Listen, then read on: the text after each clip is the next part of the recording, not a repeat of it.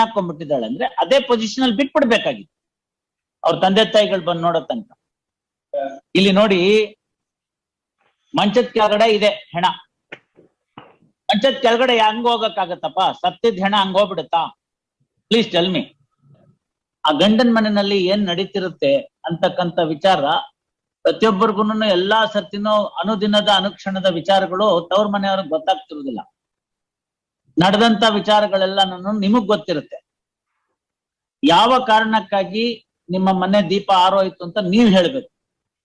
ಲಕ್ಷಾಂತರ ರೂಪಾಯಿ ಖರ್ಚು ಮಾಡಿ ಲಗ್ನ ಮಾಡ್ಕೊಂಡು ಸಂತೋಷವಾಗಿರಕ್ ಇಷ್ಟಪಡ್ತಾರೆ.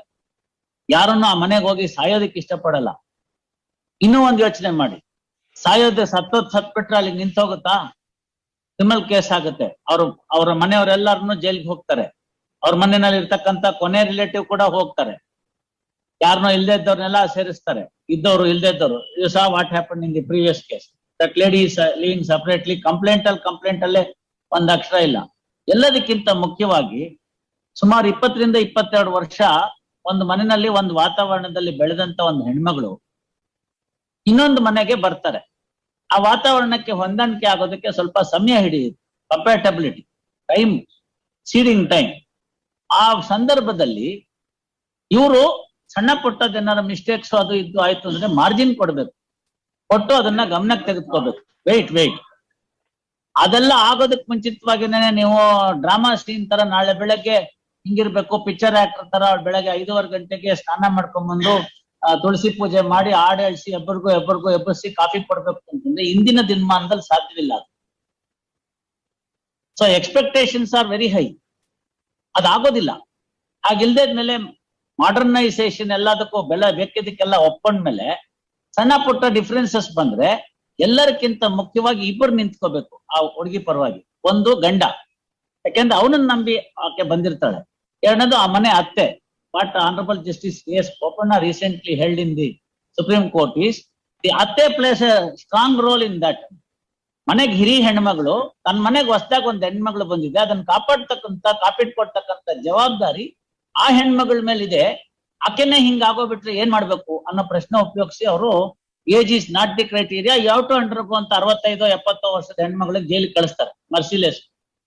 ತಾವು ನೋಡಿದ್ದೀರಿ ಆ ಜಡ್ಜ್ಮೆಂಟ್. ಹಾಗಿದ್ದಂತ ಪಕ್ಷದಲ್ಲಿ ಗಂಡ ಆದವನು ತಂದೆ ತಾಯಿನೂ ಸಂಭಾಳಿಸ್ಕೊಂಡು ಬೇರೆ ಸದಸ್ಯರನ್ನು ಸಂಭಾಳಿಸ್ಕೊಂಡು ಹೆಂಡತಿ ಪರವಾಗಿ ನಿಲ್ಬೇಕು, assuming that there are certain shortcomings. ಯಾಕೆಂದ್ರೆ life is not one day, this is for the long duration. ಅಂತ ಸಂದರ್ಭಕ್ಕೆ ಅದ್ ಮಾಡೋದ್ ಬಿಟ್ಬಿಟ್ಟು ಪಾಶ್ವಿ ಕೃತ್ಯಗಳನ್ನ ನಡೆಸಿ ಆಕೆಗೆ ಹೊಡೆದು ಬಡ್ದು ಮಾಡಿ ಈ ಸ್ಥಿತಿಗೆ ತಂದ್ಬಿಟ್ರೆ ಯಾಕೆ ಮಾಡಕ್ ಬರುತ್ತೆ?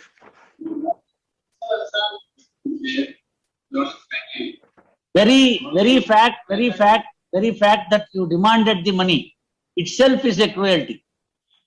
Do not forbid ಇದೆಯಲ್ಲ, ಪ್ರಿಸಂಪ್ಷನ್ ಇದೆಯಲ್ಲ, ಸತ್ತಿದಾರಲ್ಲ, ಯಾಕೆ ಸಾಯ್ತಾರೆ?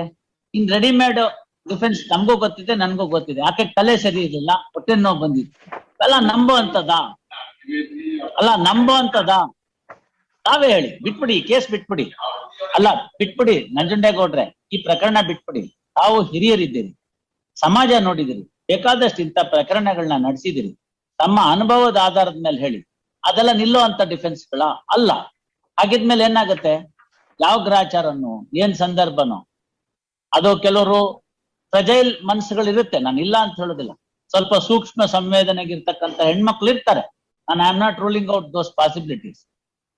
ಒಂದ್ ಸೆಟಪ್ ನಲ್ಲಿ ಬಂದಾಗ ಸಣ್ಣ ಪುಟ್ಟದಕ್ಕೂ ಅವ್ರ ಮನೆಯಲ್ಲಿ ತುಂಬಾ ಅತ್ಯಂತ ಮುದ್ದಿನಿಂದ ಸೂಕ್ಷ್ಮ ಮತಿಯಿಂದ ಸಾಕಿದ್ದವ್ರ ಮನೇಲಿ ಸಣ್ಣ ಪುಟ್ಟದ್ದು ತಡ್ಕೊಳಕ್ ಆಗಲ್ಲ, ಅವಾಗ ಆ ಸಂದರ್ಭ ಆಗುತ್ತೆ.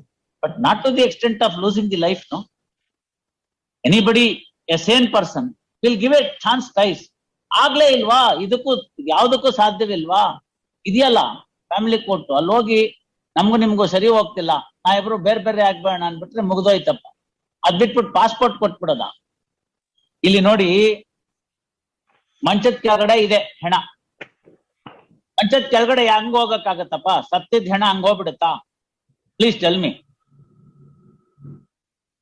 If it were to be a natural incident ಹೆಂಗಿತ್ತು ಹಂಗಿರ್ಬೇಕಾಗಿತ್ತು. ಇವ್ರ ತಂದೆ ತಾಯಿಗಳು ಬರೋಷ್ಟಕ್ಕೆ 106 ಅಲ್ಲಿ 113A, 113B, 106 of the Evidence Act has happened inside in your house, beneath the cot, who else can have an entry?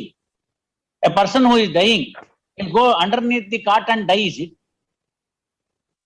Something which is, ಅದಕ್ಕೋಸ್ಕರನೇ ನಾನು ಹೇಳಿದ್ದು,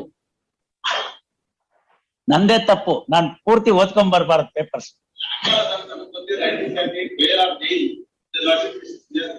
That was earlier to the amendment to 113A and 113B. No, all that is true. All that is true. That is why legislature in its wisdom carved out those two sections to the Evidence Act. The 304B offence has been carved out. 304B is a distinct offence. There afterwards Honorable Supreme Court said, just because the dowry aspect cannot be proved, the people should not walk away. 304B people should not walk away. Therefore, they insisted that wherever 304B is there, there must be, whether the charge sheet is filed for 302 or not, court is to frame the charge under 302. Yeah, fortunately, here 302 charge hakidare.